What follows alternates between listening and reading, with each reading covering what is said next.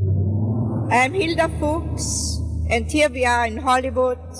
I'm originally from Vienna, and this is the place where Baba came to my home to see me. And now I want to go in the home to show you the location where my living room and where Baba sat, where we gathered around him, and everybody had just a moment of that nobody ever will forget. It was 1956, end of July, I think it was the 31st of July, that Baba came to Los Angeles. He lived in the Roosevelt Hotel. We reserved there, I think, about 20 rooms, because there were many, many people coming to see him from all over, California and Arizona and many other cities around. And I arranged, in my neighborhood was a very famous hotel, the Garden of Allah, where I arranged a dinner for, I think it was about 100 people, and all followers of Baba, and Baba enjoyed it very, very much. Then also a friend of mine from Vienna came to see him because she was the one who originally told me about Baba. And when she heard that he is coming to California, she was before living in San Francisco, she came to be with us. It was only a few days, but really unforgettable days. And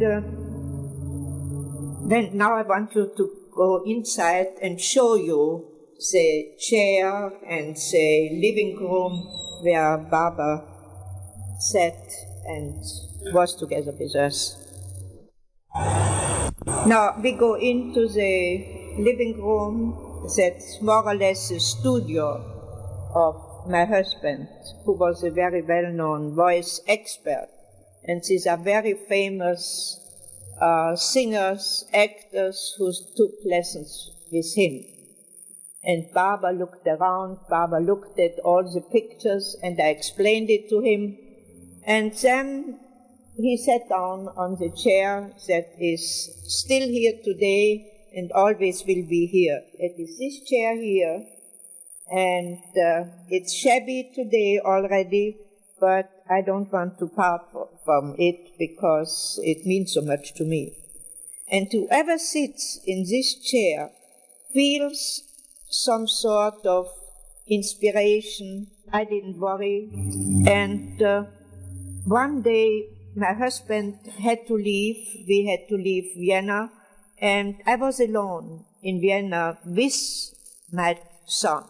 He was a child at this time, 10 years old. But I was really not so much worried because I felt something good will happen. And so actually one day I got a letter from this friend of mine who was already gone, away from Austria. She said, you will see, you will get out from Austria, you will go to America, where your husband is already. And actually, I had to leave, and everything was smooth, you know. I went to the American embassy, and I got my visa because my husband already had some job here. He was a voice teacher, and I came here. And I came to New York, and my friend told me, when you go to New York, contact Norina Machabelli, who was a friend of hers. So when I came to New York, it was very, very difficult to find Norina Machabelli. She was married at this time to Prince Machabelli, who is this manufacturer of the perfumes. But she was not listed in the telephone book. So I said, my God, I never will find her.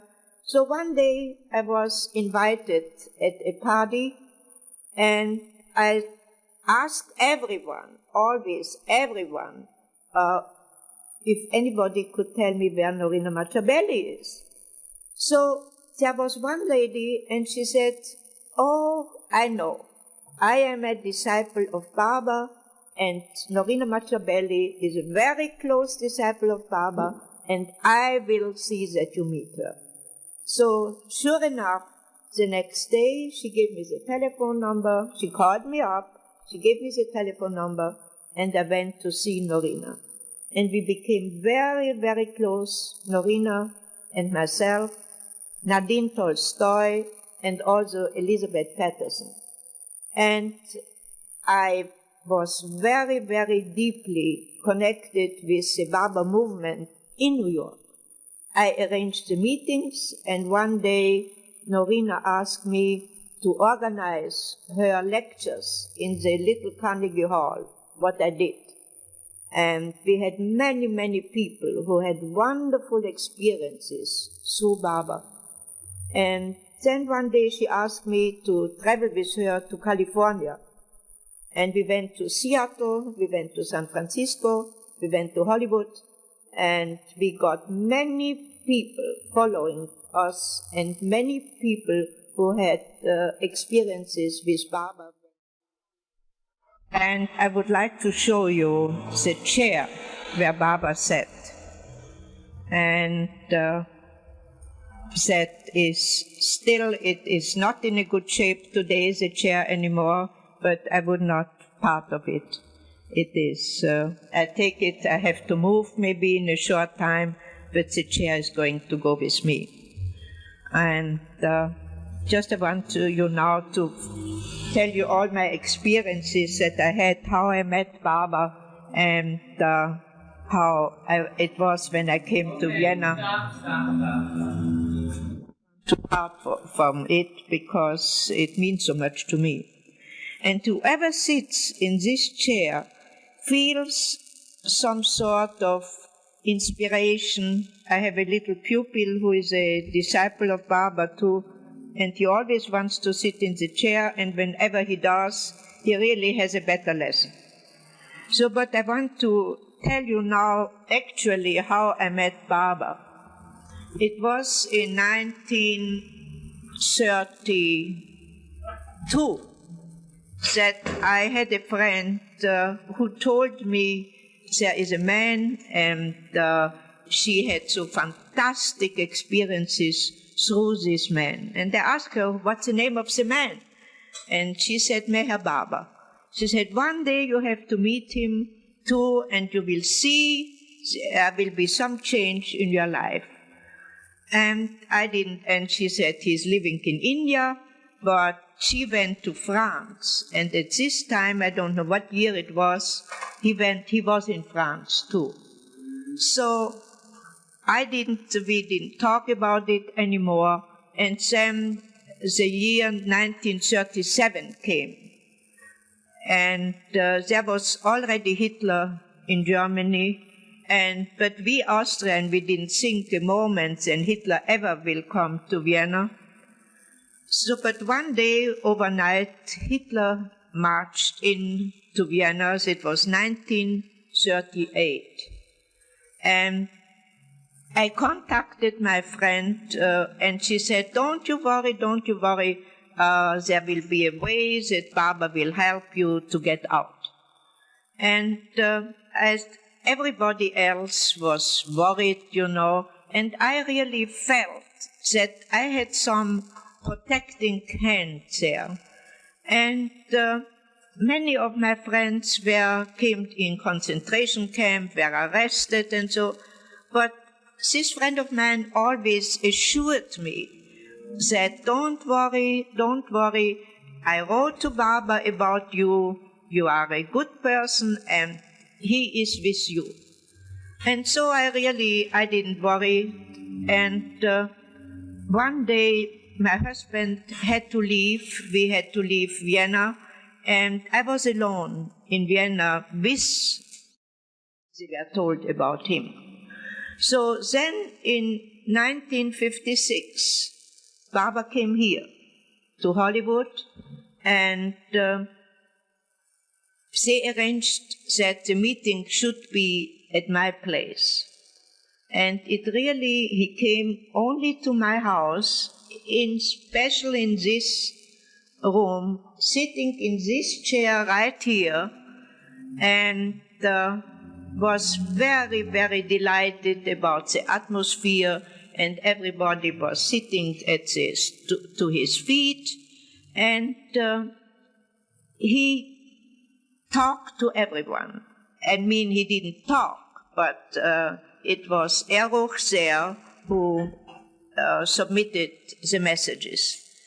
Then after he was, before we went to dinner, he came to my room, to my bedroom. He lay down on my bedroom, and he was very, very wonderful to me. He said, "You are sincere, you are honest, don't worry, I will always be with you, I am in you, I love you."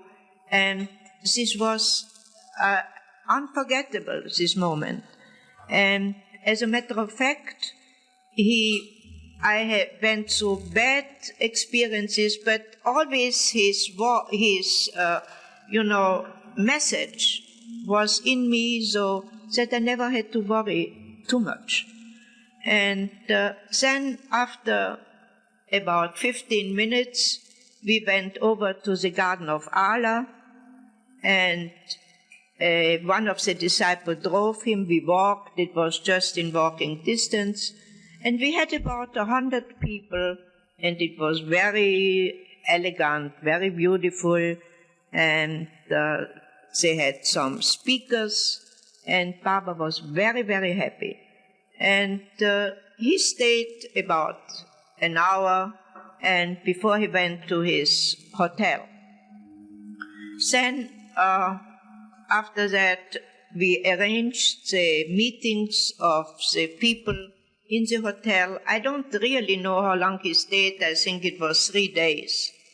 Then he went to San Francisco, and I went along to San Francisco before he left for India.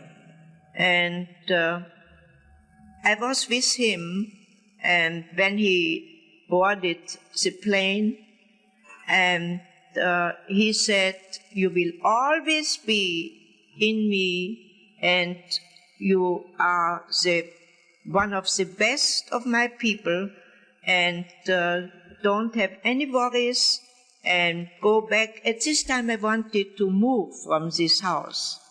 And he told me, don't move at the moment.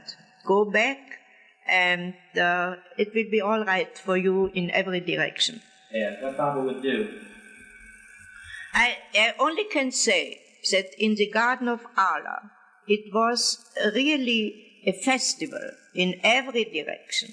The people came, and when Baba was sitting there, happy, smiling, he didn't talk, of course, but smiling and giving blessings to everyone, and everybody was so enriched in every direction, and so I think it was a moment that nobody there ever will forget. That's all what I can say, But this here, that he was here in the house, was a very significant moment, and many people still come today and want to see the chair, want to sit in the chair, many Baba followers. So this chair means really a lot to me. I don't know what to tell you else. Did Baba say anything to the people when he was in the house here that you can remember? The people that visited Baba in your home? That he said something specifically, you mean?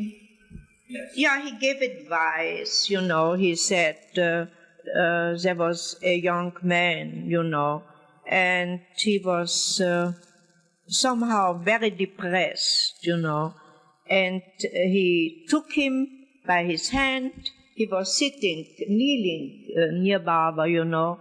So he took him by his hands and lifted him up and said, "You are all right." This boy nearly, the mother told me afterwards, a day before, he wanted to commit suicide. He was desperate. He couldn't find a job. He was really desperate. So Baba took him at his hand, he lifted him up, and he said, "You are all right. You go out, and you are all right." And 2 days later, the boy actually, he was about 20 years old, I think. He found a job, and he was all right. And he always came to me again, and he said, "I all owe to Baba. I all owe." And today he is really a businessman. I lost track of him, actually. But this was one of the moments that I never forget, because the boy was just desperate, very, very depressed. And when he walked out of the room, was a different man, different boy. So Baba really did lifted him up and gave him a new life, so to say. This was one of the moments that I really remember. I don't know any. What did Baba say to you? You are one of the best of my people, and don't have any worries, and go back. At this time I wanted to move from this house. And he told me, don't move at the moment. Go back, and it will be all right for you in every direction. So I think that was the day before he left. And then he left, and I was always in correspondence with Mani, and so I never departed from Baba, and also not today. I will always be the same, that is what he told me too. I never will change, I will always be the same. I don't go to any other lectures, I never went. And I never speak too much, you know, but I am always, I'm not changed. Baba will always be with me, and I always will be with Baba, whatever happens, till the end of my life, I think. That's all what I can think of. And I think everybody who comes near Baba and who is in his circle should not worry and should always be happy to have found him, whatever way it is. And I think that's all what I can say. Different man, different boy. So Baba really did lifted him up and gave him a new life, so to say. It was one of the moments that I really remember. I don't know any. What did Baba say to you? To me, he said, "You are sincere, you are honest, you always will be with me, you never will part with me." That is what he said. And that is what happens, actually. I never will part, so I don't go to all these meetings. I'm not, you know, I don't like to go to all these meetings, but I'm with Baba all the time. Or he is with me. Where did Baba take you? Where did he take me? When we went, he embraced me. He took me around his, you know, he put his arms around my shoulders. And the same thing he did. And he only did it to one more person, you know. And the same thing he did when he left on the plane in San Francisco. He said, "You always will be with me. You never worry. And you are the most honest, sincere." And I think I am. You know, I can't pretend anything. I love Baba always and will always love him without making too much fuss about it, so to say. That's all. Were there any other people that Baba greeted here in your house? Yes, many. There were about, here in the house, we had about 25. 25. But we had about 100 at the, we had about 100 at the Garden of Allah. That's the hotel? Yeah. It was a very famous hotel. It was a hotel where there were many movie stars. Did you introduce anyone to Baba? Oh, yes. I introduced the people there, who Baba never met, who never meet Baba, who never knew about Baba, but I brought them there and I introduced, and they were from this day on followers, They were so impressed by his presence, by this love that he, the love that permeates from him, this warmth that you have around him. And so many people came afterwards to the meetings in my house, after the dinner. And and when Baba dropped his body,